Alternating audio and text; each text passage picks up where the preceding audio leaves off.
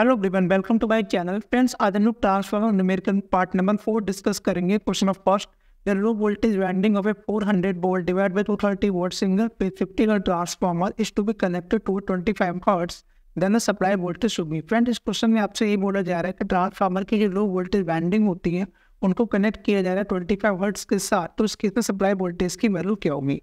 ठीक है फ्रेंड, तो इस क्वेश्चन को सॉल्व करने के लिए फ्रेंड्स हम लोग क्या करेंगे, वोल्टेज और फ्रिक्वेंसी में जो रिलेशन होगा उस वाले फॉर्मूले को यूज करेंगे। ठीक है, तो जस्ट अ मिनट। तो फ्रेंड, मैं आपको इसमें डिटेल में बताने वाला हूँ कि आपको कैसे क्वेश्चन को लिखना है और कैसे उसको सॉल्व करना है। तो सबसे पहले हम लोग आप लिखेंगे वोल्टेज रेटिंग, वोल्टेज रेटिंग,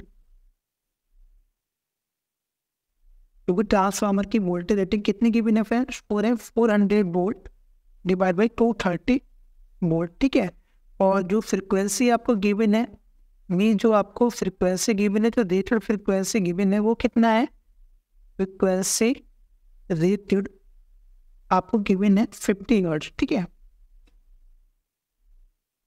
और फ्रेंड जो सप्लाई फ्रिक्वेंसी है वो कितनी है, फ्रेंड जो सप्लाई फ्रिक्वेंसी वो है 25 हर्ट्ज। अब फ्रेंड्स आप क्या करेंगे, आप लिखेंगे नोट करके, एक पॉइंट मैं आपको बता रहा हूँ, इंपॉर्टेंट पॉइंट है। आप लिखेंगे for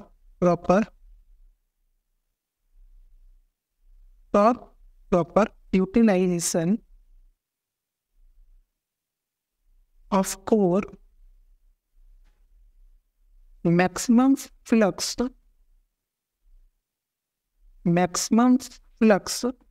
density should be constant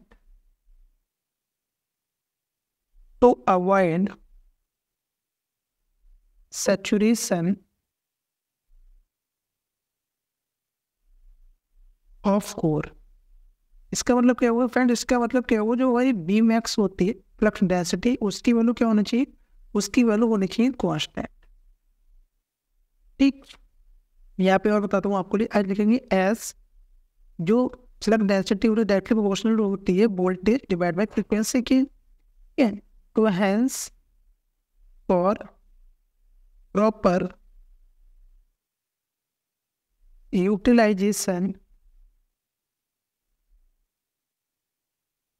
of transformer core V/F ratio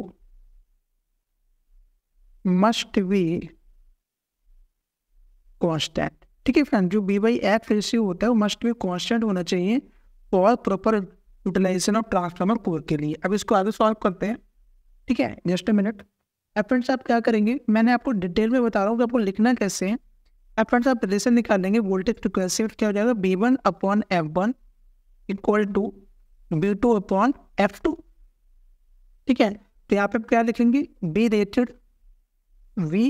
rated upon F rated, जो भी आपको वैल्यू गिवन है रेटेड वैल्यू। ठीक है, और यहाँ पे लिखेंगे बी सप्लाई, जो मुझे फाइंड आउट करना है, अपॉन यहाँ पे आप क्या लिखेंगे, एफ सप्लाई, फ्रीक्वेंसी की सप्लाई फ्रीक्वेंसी। ठीक है, तो देखिए ये आप लोग कितना गिवन है, ये आपको 230 वोल्ट, क्योंकि हम लोग लो वोल्टेज वाइंडिंग की बात कर रहे हैं, अपॉन फ्रीक्वेंसी कितनी गिवन है, 50 गिवन है, सप्लाई वोल्टेज आपको फाइंड आउट करना है। ठीक है, और फ्रीक्वेंसी कितनी गिवन है, ये आपको गिवन है 25। तो यहाँ से बी सप्लाई फाइंड आउट कर सकते हैं ना, बी सप्लाई क्या हो जाएगा, 230 मल्टीप्लाई बाय 25 अपॉन कितना हो जाएगा, 50। ठीक है, तो ये कितना हो जाएगा, ये हो जाएगा 115 वोल्ट। फ्रेंड्स आई होप ये वाला न्यूमेरिकल आपको समझ में आया होगा। अब चलते हैं फ्रेंड नेक्स्ट क्वेश्चन की ओर। Question second, the voltage regulation of a transformer having 2% resistance and 5% reactance at full load 0.8 power factor language. तो फ्रेंड इसमें आपको ट्रांसफार्मर का वोल्टेज रेगुलेशन की वैल्यू फाइंड आउट करनी है, और जो पावर फैक्टर गिवन है वो आपको लैगिंग पावर फैक्टर गिवन है। ठीक है, तो फ्रेंड इसमें हम लोग क्या करेंगे, ट्रांसफार्मर का जो वोल्टेज रेगुलेशन का जो फार्मूला होता है वो फार्मूला हम इस पर यूज करेंगे। तो आप क्या लिखेंगे, आप लिखेंगे परसेंटेज वोल्टेज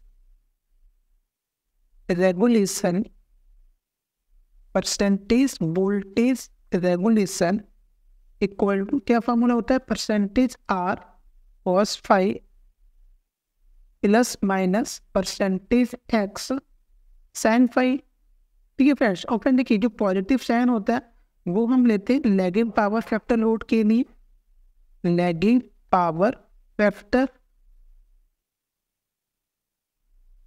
ठीक है, और जो नेगेटिव साइन होता है वो लेते हैं लीडिंग पावर फैक्टर के लिए, लीडिंग पावर फैक्टर। ठीक है, अभी हमारा लोड कैसा है, अभी हमारा लोड है लैगिंग। अपन एक चीज मैं आपको और बता दूं, जैसे जो कॉस फाई की जो वैल्यू गिवन है वो कितनी गिवन है आपको, 0.8। तो यहाँ से मैं साइन फाई की वैल्यू निकाल सकता हूँ ना। एक फॉर्मूला आपने सुना होगा, sine square phi plus cos square phi equal to 1 होता है ना। यहाँ से मैं क्या लिख सकता हूँ, just a minute, cos square phi equal to 1 minus sine square phi. ठीक है, या मैं थोड़ा सा इसको रीअरेंज कर देता हूँ, 1 मिनट मैं इसको अरेंज करता हूँ जरा। ठीक है, और ठीक है, अब मैं इसको क्या लिख सकता हूँ, आप लिख सकते हैं ना sine square phi equal to 1 minus cos square phi. ये 1 माइनस क्या हो जाएगा, 0.64। क्या मिलेगा मुझे, 0.36। यानी जो साइन स्क्वायर फाई की वैल्यू क्या आ गई, 0.36, तो साइन फाई की वैल्यू क्या आ जाएगी, 0.6। अब हम क्या करेंगे, सीधे फार्मूला वैल्यू पुट करेंगे। ठीक है, जस्ट अ मिनट, आप आपसे वैल्यू पुट करिए तो क्या हो जाएगा, percentage voltage regulation is equal to percentage R की वैल्यू कितनी है 2 मल्टीप्लाई बाई कॉस फाई की वैल्यू 0.8 प्लस, क्योंकि लोड हमारा लैगिंग है, और परसेंटेज रिएक्टेंस की वैल्यू कितनी है 5 है, 5, और साइन फाई की वैल्यू अपना फाइंड करें कितनी है 0.6। तो याद देगा, आप इसको सॉल्व करेंगे आपको मिल जाएगा 1.6 प्लस 3.0 कितना आ जाएगा, 4.6%। ठीक है, तो ये वोल्टेज रेगुलेशन की वैल्यू आ गई। फ्रेंड्स आई होप कि दोनों न्यूमेरिकल आपके ट्रांसफार्मर के समझ में आए होंगे। फ्रेंड्स अगर आपको कोई भी डाउट है तो आप कमेंट सेक्शन में बताइएगा। मिलते हैं नेक्स्ट वीडियो में। Okay, thank you.